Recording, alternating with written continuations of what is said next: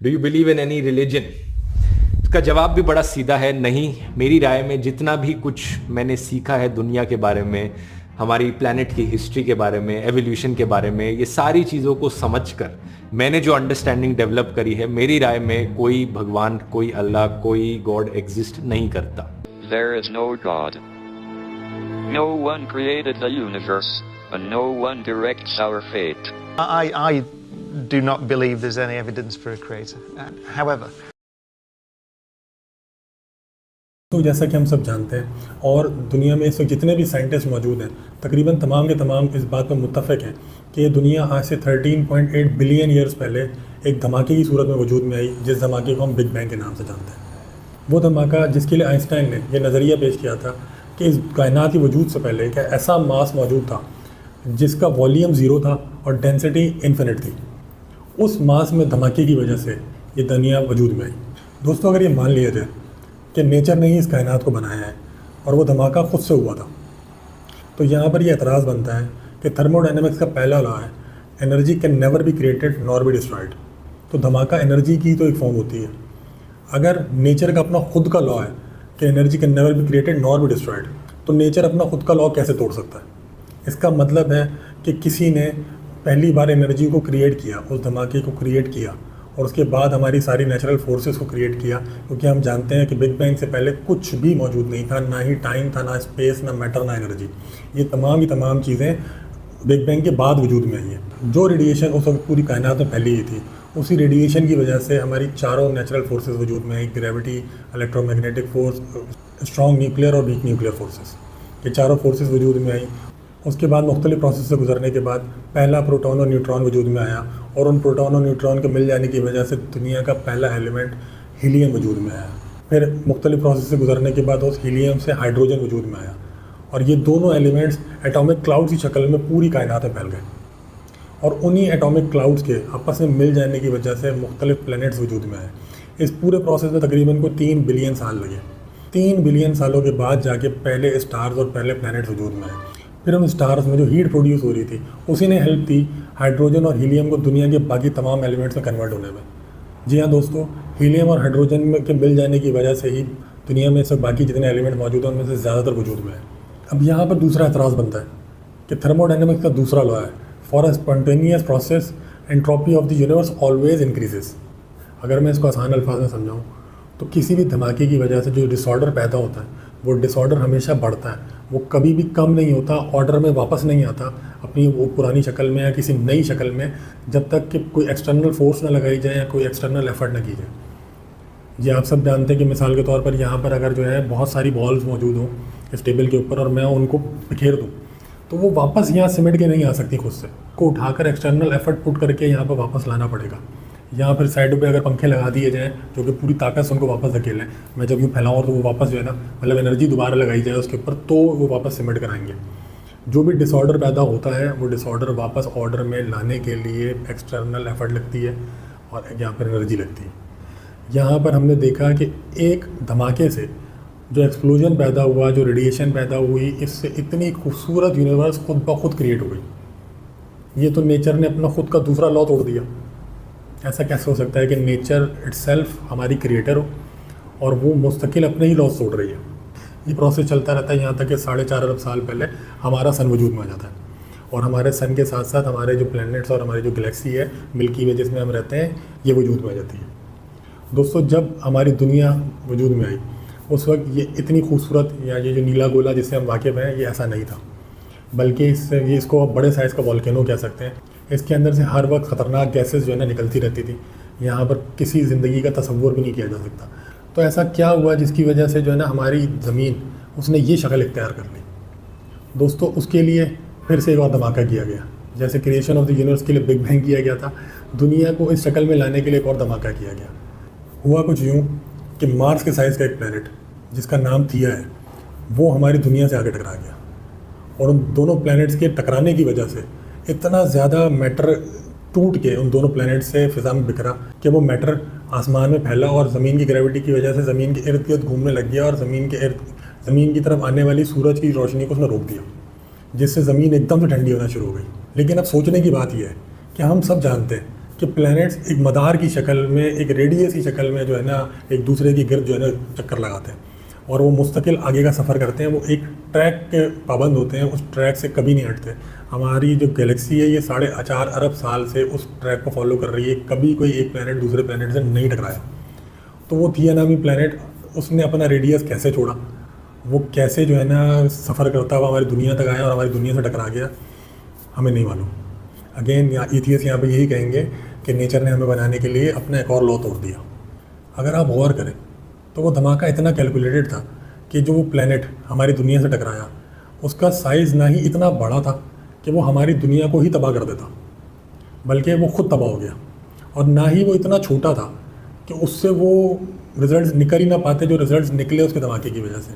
वही मैटर जो उस प्लैनेट से निकला था और फ़िज़ा में घूम रहा था, उसी मैटर के एक जगह जमा होकर ठंडे हो जाने की वजह से हमारा चाँद वजूद में आया। जी हाँ दोस्तों, उससे पहले हमारा मून, जिसको हम रात को जो है ना चमकता हुआ देखते हैं, वो भी उस वक्त तक मौजूद नहीं था। 3.8 बिलियन ईयर्स पहले पानी में पहला माइक्रो ऑर्गेनिज्म पैदा हुआ, पहला लिविंग सेल। वो पहला माइक्रो ऑर्गेनिज्म कैसे पैदा हुआ, उसके लिए जो मिनिमम जीन्स रिक्वायर्ड थे ज़िंदगी को शुरू करने के लिए, वो कहाँ से आए, इसके बारे में अभी तक साइंटिस्ट कुछ नहीं जानते। मुख्तलिफ हाइपोथेसिस पेश किए जाते हैं लेकिन कोई भी इस्टेब्लिश थ्योरी मौजूद नहीं है। बहरहाल उस माइक्रो ऑर्गेनिज्म के एवोल्यूशन की वजह से समंदर के किनारों पे एल्गी, जो ग्रीन कलर की काई हम देखते हैं, वो वजूद में आई। वो इस दुनिया की ऐसी पहली जिंदा स्पीशी है जो फोटोसिंथेसिस के थ्रू कार्बन डाइऑक्साइड को इनहेल करती है और ऑक्सीजन को रिलीज़ करती है। वो इतनी ज़रूरी थी कि अगर वो ना होती तो इस दुनिया में ज़िंदगी का तसव्वुर भी नहीं हो सकता था, क्योंकि दुनिया में कार्बन डाइऑक्साइड इतनी ज़्यादा तादाद में मौजूद थी। मैंने आपको पहले भी बताया था, दुनिया जब तख्लीक हुई थी तो यहाँ से हर वक्त बहुत ज़्यादा ख़तरनाक गैसेस निकलती रहती थी ज़मीन की कोर से। उसके अंदर कार्बन डाइऑक्साइड मेजर गैस थी। फिर उसी एल्गी में एवोल्यूशन की वजह से मुख्तलिफ पौधे वजूद में हैं, मुख्तलिफ प्लांट्स वजूद में हैं, जिनसे कार्बन डाइऑक्साइड की इनहेलिंग और ऑक्सीजन की प्रोडक्शन जो है बहुत ज़्यादा बढ़ गई। हमारी फ़िज़ा में ऑक्सीजन की मिकदार जो है ना बढ़ने लग गई, और वही मिकदार बढ़ते बढ़ते जो ऑक्सीजन जो है आसमान की तरफ उसने सफ़र शुरू किया और एक जगह पे जमा होते होते उसने ओजोन लेयर की शक्ल इख्तियार कर ली। वो ओजोन लेयर जो बेइंतहा ज़रूरी है हमारी दुनिया में ज़िंदगी के लिए।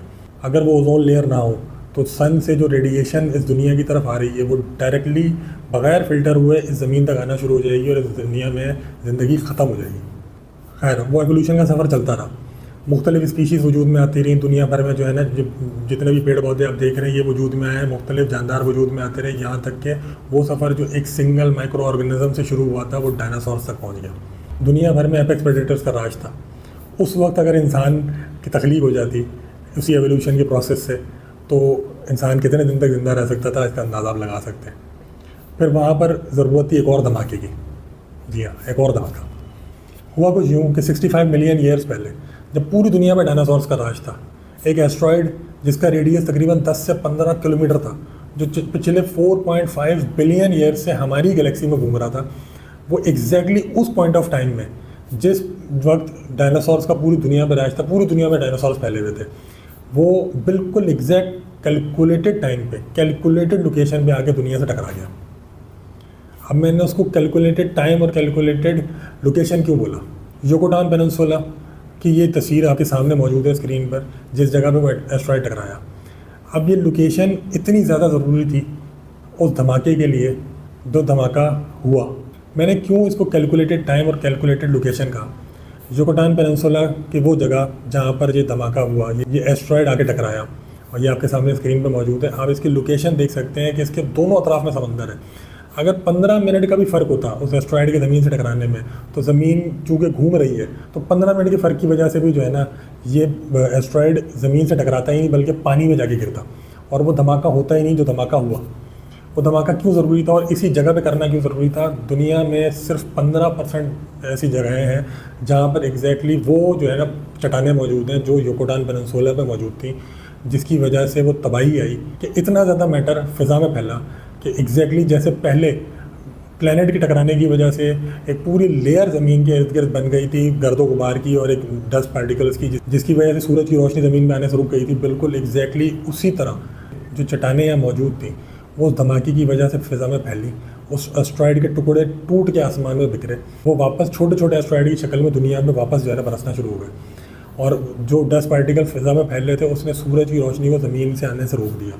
तकरीबन 10 से 20 सालों तक सूरज की रोशनी ज़मीन में नहीं आई उन डस्ट पार्टिकल्स की वजह से, जिसकी वजह से इस दुनिया में मौजूद 95% जानदार ख़त्म हो गए। सिर्फ वो स्पीशीज़ ज़िंदा बची जिनका साइज़ बहुत छोटा था, जो बिलों में घुस सकते थे, बहुत कम खुराक से जो है ना ज़िंदा रह सकते थे, या फिर पानी के अंदर मौजूद जो जानदार थे, मछलियाँ थी, वो ज़िंदा रही। अदरवाइज़ ज़मीन पे घूमने वाले तकरीबन तमाम जानदार ख़त्म हो गए। ऐसा क्यों हुआ? ऐसा करना क्यों ज़रूरी था?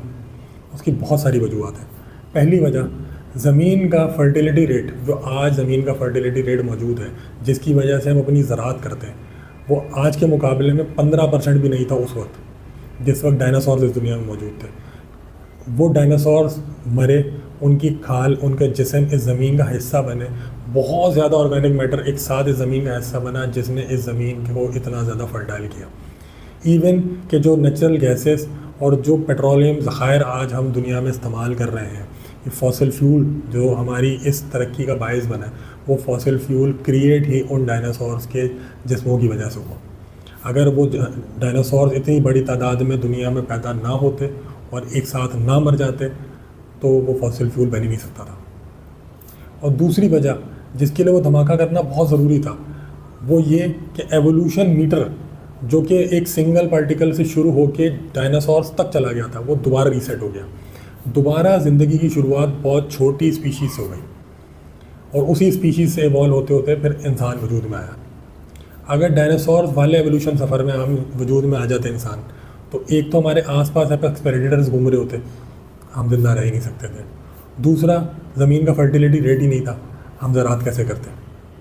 तीसरा, कोई फॉसिल फ्यूल इस दुनिया में मौजूद नहीं था, हमारी तरक्की का सवाल ही नहीं था उठता। तो आप समझ सकते हैं, अगर आप इसको भी इत्तफाक कहते हैं, ये धमाका भी आपकी नज़र में इत्तफाक है, तो बहुत ही वेल प्लान्ड, वेल मैनेज्ड इत्तफाक है। इस तरह के इत्तफाकात की लिस्ट बहुत लंबी है। मिसाल के तौर पर, जिस खालिक के कायनात ने इस दुनिया को बनाया, डिज़ाइन किया और चलाया, जिसने हमें बनाया, उसने यहाँ तक जो है ना प्लान कर रखी है चीज़ें कि समंदरों का पानी, दरियाओं का पानी, ऊपर की सतह को आप जितना मर्ज़ी ठंडा कर दें, बर्फ़ बना दें, नीचे का पानी हमेशा गर्म रहता है। ऐसा क्यों किया गया? इस दुनिया में 2 से 3 बड़े आइस एजेस आए, मिलियंस ऑफ ईयर्स तक जो है ना बर्फ़ फैली रही है पूरी दुनिया में।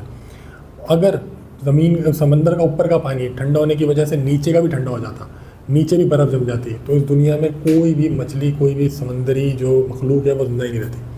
तो ये जो पूरा एवोल्यूशन का प्रोसेस था ये रुक जाता।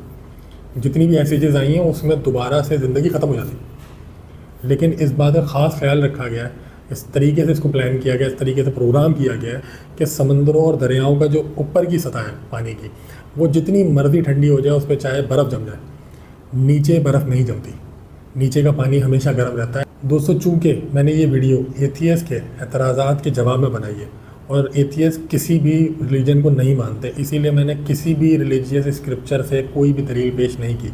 लेकिन मैं लोगों की मालूमात के लिए बताता चलूँ कि ये जितने भी प्रोसेस दुनिया के बनने से लेकर आज तक, जितने भी प्रोसेसेस मैंने आपको बताए, जितने भी इत्तफाकात आपने देखे, जितने भी नेचर के लॉज टूटते हुए आपने देखे, इन सब का जिक्र कुरान मजीद में मौजूद है आज से 1450 साल पहले।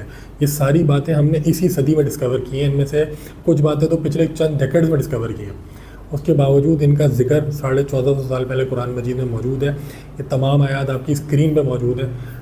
तो ये सारे इत्तफाकात जिनसे हम सिर्फ इसी सदी में वाकिफ़ हो पाए साइंस की तरक्की की वजह से, और उन्हीं मालूमात की वजह से एथियस्ट ये दावा करते हैं कि इस कायनात के को किसी ने तख्लीक नहीं किया, बल्कि एक नेचुरल प्रोसेस से सारी तख्लीक जो है ना मुमकिन हुई है। तो 1450 साल पहले इस किताब में इन तमाम चीज़ों का जिक्र कैसे मौजूद है। बहरहाल दोस्तों, यहाँ पर हम अपनी वीडियो का इख्तिताम करते हैं। नेक्स्ट एपिसोड में हम देखेंगे कि जो एथियस्ट का दावा है, जो थ्योरी ऑफ एवोल्यूशन की वजह से इंसान की तख्लीक हुई है, इंसान कोई स्पेशल क्रिएशन नहीं है, ये दावे में वो कितने सच्चे हैं, कितने झूठे हैं, इस पर हम अपनी अगली एपिसोड में तफसीली गुफ्तगू करेंगे।